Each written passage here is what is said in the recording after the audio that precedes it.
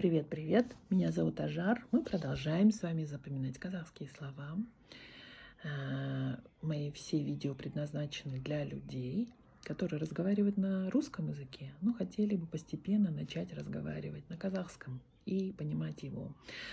И для этого мы запоминаем слова, казахские слова. Способ, который я предлагаю вашему вниманию, является очень легким, простым и эффективным. Единственное условие – нужно его применять. Применять. Сегодня мы будем запоминать слово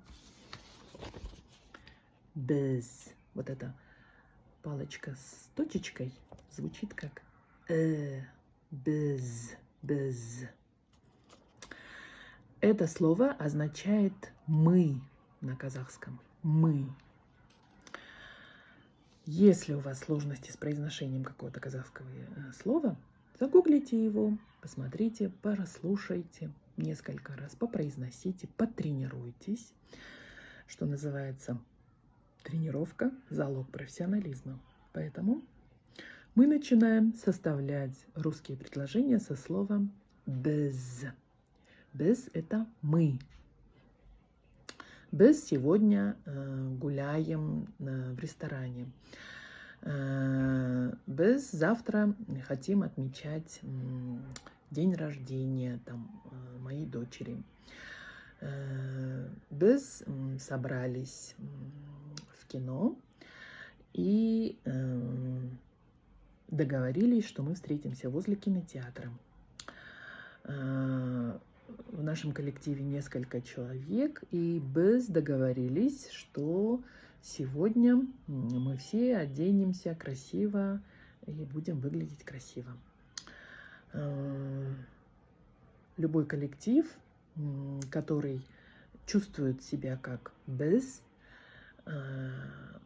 это классно. В этом коллективе, мне кажется, прям хорошо находиться. У нас как раз-таки такой коллектив, который является частью без.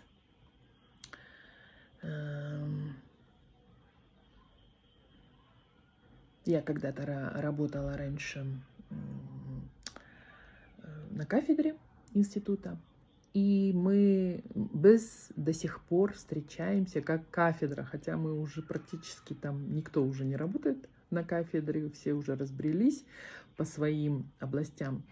Но без до сих пор встречаемся и подписаны как кафедра в телефоне. Вот. Без в семье мы делаем все вместе, стараемся делать все вместе, и только так мы можем сохранить вот это ощущение без. Составляйте собственные предложения со словом «без» до тех пор, пока вы полностью не запомните это слово. Это слово вот прям безоговорочно не сядет в вашу память и не сядет в ваш мыслительный механизм. Количество предложений играет роль. Иногда нужно прям много-много предложений сделать для того, чтобы это слово полностью село в память, и никогда больше вы не забывали это слово. Только количество предложений гарантирует вам, что вы никогда больше не забудете, вам не придется снова возвращаться к этому слову, и вы будете вспоминать, а как же звучит это слово, как же на казахском слово «мы». Ага, нет.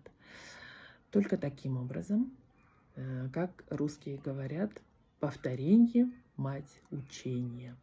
Поэтому делайте много-много-много предложений, составляйте с этим словом, и вы сможете использовать это слово в будущем с большой легкостью. Спасибо вам за то, что вы смотрите мои видео, за то, что пишете комментарии, за то, что делаете комплименты мне. На самом деле у меня цель – это помогать людям, которые много раз, может быть, пытались изучить казахский язык, но всегда встречались с большими непреодолимыми трудностями. С нашим способом все трудности можно преодолеть. Это 100%. Просто нужны ваши усилия, нужна ваша настойчивость. Поэтому спасибо вам большое и пока.